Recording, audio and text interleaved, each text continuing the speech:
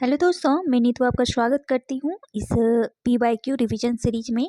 और आज देखने वाले हैं ये जो 20-21 मर्ज सेशन हुआ था उसके प्रश्न पत्र को। ये प्रथम पाली का प्रश्न पत्र है। तो चलिए बिना विलंब के सीधे चलते हैं प्रश्न पर। उससे पहले चैनल पर नए हैं तो ज़रूर से चैनल को सब्सक्राइब कर लें और बेल आइकन प्रेस कर लें और अपने फ्रेंड तक भी से ज़रूर से शेयर करें जो भी हिंदी क्षेत्र से जुड़े हैं, क्योंकि ये 6 to 8 और TGT PGT सभी के लिए महत्वपूर्ण है। UGC नेट के अलावा जितने भी कॉम्पिटिटिव एग्जाम हैं हिंदी क्षेत्र से होने वाले, ये सभी के लिए महत्वपूर्ण है। तो चलिए बढ़ते हैं आज के पहले प्रश्न पर। आज का पहला प्रश्न है कि चंद्रवरदाई ने, थोड़ा सा जूम कर देती हूँ। पहला प्रश्न क्या है कि चंद्रवरदाई ने पृथ्वीराज रासो में निम्नलिखित में से मुख्यतया किस छंद का प्रयोग किया है। तो ये कवित छंद का प्रयोग किया है। पृथ्वीराज रासो में कितने छंद हैं? तो 68 छंदों का इसमें प्रयोग किया गया है, जिसमें दोहा, कवित, छप्पय, तोमर, त्रोटक, अगाहा आदि जो प्रमुख छंद हैं इसमें वो आपको ध्यान में रखना है। अन्य सभी भी छंद हैं, लेकिन ये जो है दोहा, कवित और छप्पय, तोमर और त्रोटक और गाहा ये प्रमुख छंद हैं इसमें। चंद्रवरदाई को छप्पय छंद का विशेषज्ञ भी माना जाता है, तो ये भी आपको साथ में ध्यान रखना है। आचार्य रामचंद्र शुक्ल ने चंद्रवरदाई को हिंदी का प्रथम कवि तथा पृथ्वीराज रासो को प्रथम महाकाव्य माना है, तो ये फैक्ट भी आपको ध्यान रखना है। सॉरी दोस्तों। अगला प्रश्न है कविता क्या है? निबंध चिंतामणि के किस भाग में संकलित है?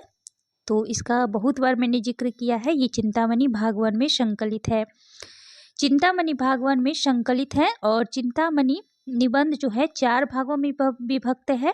चिंतामणि भाग 1 जो है इसके संपादक आचार्य रामचंद्र शुक्ल खुद हैं और चिंतामणि भाग 1 में संकलित निबंध जो हैं वो है भाव या मनोविकार, उत्साह, श्रद्धा और भक्ति, करुणा, लज्जा और ग्लानि, लोभ और प्रीति, घृणा, ईर्ष्या, भय, क्रोध इत्यादि। और आचार्य शुक्ल का चिंतामणि भाग 1 जो है ये विचार विधि के नाम से पहले 1930 ईस्वी में प्रकाशित हुआ करती थी, तो ये भी ध्यान में रखना है, जो बाद में चिंतामणि के नाम से प्रकाशित हुई।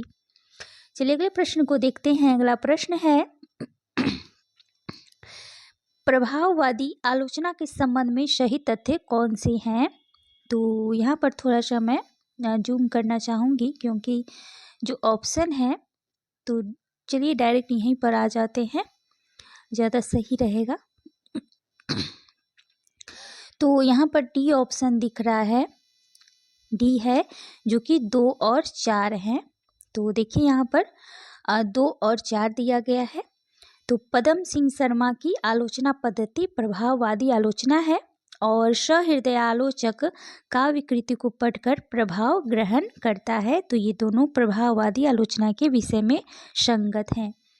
आगे देख लेते हैं इसके अन्य भी। तो भावुकता का महत्व, विषय वस्तु की अपेक्षा भाव की प्रधानता होती है इसमें। प्रभाववादी समीक्षक एक प्रकार की साहित्यिक सत्य असत्य विवेक बुद्धि में विश्वास रख अपनी रुचि को अंतिम प्रमाण मानते हैं, तो ये भी ध्यान में रखना है इसकी विशेषता को। और पदम सिंह शर्मा तथा शांति प्रिय द्विवेदी हिंदी के प्रमुख प्रभाववादी समीक्षक हैं, तो ये मोस्ट इम्पॉर्टेंट है, लास्ट वाला ये भी ध्यान में रखना है। चलिए अगले प्रश्न पर बढ़ते हैं। निम्नलिखित में से चंदन बालारास के रचयिता हैं, तो ये आसगु कवि होंगे। और अन्य देख लेते हैं। और ये 1200 ईस्वी की है, ये भी ध्यान रखना है आपको। नेमिनाथ रास के मुनि सुमति गनी है। रेवंत गिरिरास विजय सेन सूरी श्रावकाचार्य जो कि देवसेन का है और इसकी जो सन ईस्वी है ये 933 है, ये भी ध्यान रखना है। स्थूली भद्र रास का जो कि जिनधर्म सूरी रचनाकार हैं, तो ये प्रमुख रचनाएं हैं आदिकाल संबंधित और ये रचनाकार हैं। थोड़ा सा तबीयत सही नहीं है दोस्तों, इसीलिए थोड़ा सा मैनेज कीजिएगा। अगला प्रश्न है प्रकाशन वर्ष के अनुसार निम्नलिखित रचनाओं का सही अनुक्रम आपको बताना है। तो सीधे चलते हैं। देखिए यहाँ पर कि हिंदी साहित्य की भूमिका जो कि 1940 ईस्वी का है, कबीर 1941 का है, हिंदी साहित्य का आदिकाल 1952 और मध्यकालीन बोध का स्वरूप 1970। और ये सारे हजारी प्रसाद द्विवेदी जी के आलोचनात्मक ग्रंथ है, तो महत्वपूर्ण है, ध्यान रखना है सभी को। कर्म वाइज पूछे जाते हैं किसी भी एग्जाम में। आगे है, निम्नलिखित में से किस उपन्यास में ईस्ट इंडिया कंपनी द्वारा भारत के आर्थिक शोषण और लूट का यथार्थ चित्रण किया गया है? तो ये परीक्षा गुरु जो कि श्रीनिवास दास जी का है और ये अंग्रेजी ढंग का पहला उपन्यास माना जाता है शुक्ल जी के अनुसार। ठीक है, तो ये आर्थिक शोषण और लूट का यथार्थ इसमें चित्रण किया गया है। अगले प्रश्न को देखते हैं, क्या है? हाय रुक गया यही संसार बना सिंदूर अनल अंगार, वात हत लतिका वह सुकुमार परी है छिन्नाधार। तो इस काव्यांश का प्रतिपाद्य पूछ रहा है इसमें, तो पुरुष के बिना स्त्री का कोई अस्तित्व नहीं है। तो इसका जो है प्रतिपाद परिवर्तन से ये सुमित्रा नंदन पंत का जो परिवर्तन कविता है 1925 ईस्वी का है ये कविता, और इसी की ये पंक्ति है। तो मोस्ट इम्पॉर्टेंट है क्योंकि आपके सिलेबस में भी लगी हुई है, तो थोड़ा सा ध्यान रखना है इसी पंक्ति को। अगले प्रश्न को देखते हैं, प्रकाशन वर्ष के अनुसार निम्नलिखित उपन्यासों का सही अनुक्रम बताना है। तो सीधे चलते हैं यहाँ पर क्योंकि यहाँ पर अच्छे से दिया गया है। तो शेखर एक जीवनी जो कि अज्ञे का है और ये 2 भागों में है, 1940 भाग 1 और 1944 भाग 2।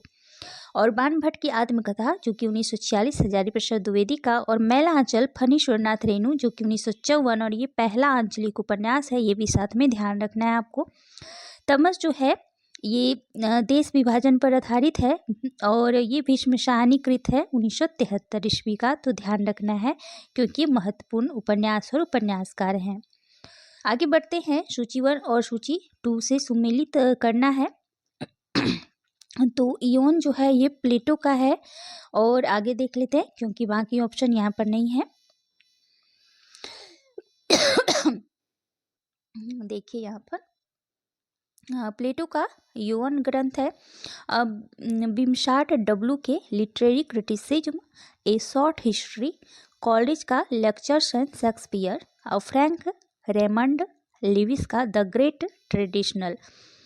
तो ये सारे जो महत्वपूर्ण ग्रंथ हैं पाश्चात्य समीक्षक के द्वारा लिखा गया, तो ये आपको थोड़ा सा ध्यान में रखना है। चलिए आगे बढ़ते हैं अगले प्रश्न पर। निम्नलिखित में से किस आचार्य ने रीति का एक भेद अवंती को माना है? तो ये भोजराज ने माना है, ध्यान रखना है। और इनके अनुसार जो है विशिष्ट पद रचना रीति है। आचार्य वामन ने रीति के 3 भेद माने हैं, वैदर्भी, गौड़ी और पंचाली, ये थोड़ा सा ध्यान में रखना है। और रीति संप्रदाय के जो प्रवर्तक हैं वो आचार्य वामन है और इन्होंने रीति को काव्य की आत्मा माना है और इनके अनुसार विशिष्ट पद रचना रीति है। तो ये थोड़ा सा आपको ध्यान रखना है। और बाकी जो है रीति का एक अर्थ यानी कि भेद माना है अवंती भोजराज ने, थोड़ा सा ध्यान रखना है इसे। अगले प्रश्न में पढ़ते हैं, भारत दुर्दशा के आखिरी अंक में भारत भाग्य क्या करता है? तो ये भारत को जगाता है। ठीक है, भारत दुर्दशा के आखिरी अंक में भारत भाग्य भारत को जगाता है। भारत दुर्दशा नाटक के लेखक कौन है? तो भारतेंदु हरिश्चंद्र हैं। इस नाटक में कुल 6 अंक है, ध्यान रखना है। और 6वें अंक में भारत भाग्य नामक केवल एक पात्र का संवाद एवं कार्य व्यापार चित्रित किया गया है। भारत भाग्य का लंबा गीतात्मक संवाद भारत की गौरव में अतीत एवं दुखद वर्तमान दोनों को समेटता हुआ आगे बढ़ता है। और भारत भाग्य का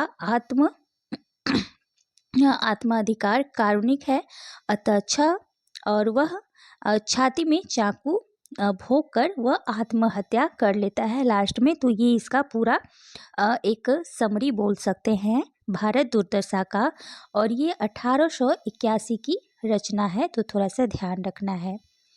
लोकनाट्य भी इसे कहा जाता है और लास्य रूपक के भी नाम से भारत दुर्दशा जानी जाती है, तो ये भी फैक्ट इसके बारे में ध्यान रखना है। अगले प्रश्न को देखते हैं, निम्नलिखित में से अस्तित्ववाद की विशेषताएं हैं।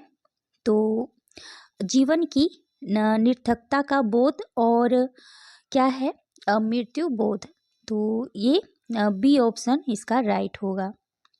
ये है अस्तित्ववाद की विशेषताएं, तो ध्यान रखना है। अगले प्रश्न को देखते हैं, क्या है, क्या भूलूं क्या याद करूं, लेखक ने अपने पिता के किस प्रकार के गीता वचन का उल्लेख किया है। तो जब तक पढ़ेंगे नहीं डीपली तब तक इन प्रश्नों को आप नहीं कर पाएंगे, तो सभी रचनाओं को अच्छे से बारीकी से आप पढ़ें। तो ये मौन रहकर, ठीक है। तो क्या भूलूं क्या याद करूं में बच्चन जी ने जो गीता वचन का उल्लेख किया है वो मौन रहकर किया है, और इन्होंने अपनी आत्मकथा को 4 भागों में किया है। क्या भूलूं क्या याद करूं, नीर का निर्माण, फिर बसेरे से दूर और 10 द्वार से सोपान तक। ये 4 भागों में और मोस्ट इम्पॉर्टेंट है, यहाँ से आपके 100% प्रश्न पूछे जाएंगे, इस बार भी पूछे जाएंगे, ठीक है। तो थोड़ा सा ध्यान रखना है। अगले प्रश्न को देखते हैं। अगला प्रश्न है, टॉमस स्टर्न इलियट के अनुसार परंपरा क्या है। तो ये जीवित संस्कृति का एक अंश है। तो टॉमस इलियट के अनुसार परंपरा क्या है, जीवित संस्कृति का एक अंश है। इलियट की प्रमुख समालोचनात्मक जो कृतियां हैं, द सीक्रेट वुड 1920 का है, homage to John Dryden, selected essays, the use of poetry and use of criticism. तो ये थोड़ा सा महत्वपूर्ण ग्रंथ है इनके, तो ध्यान रखना है इसे। अगले प्रश्न पे बढ़ते हैं। अगला प्रश्न है, चंद्रदेव से मेरी बातें हिंदी साहित्य की पहली कहानी थी जिसने अपने समय की राजनीति और अर्थनीति को केंद्रीय कथ्य बनाया। यह किसका कथन है। तो ये भवदेव पांडे जी का है, और यह कथन भवदेव पांडे जी का है। कब है, तो चंद्रदेव से मेरी बातें कहानी सर्वप्रथम सरस्वती पत्रिका में कब छपी थी। तो 1904 ईस्वी में, और इसकी लेखिका जो है ये राजेंद्र बाला घोष, जो कि बंग महिला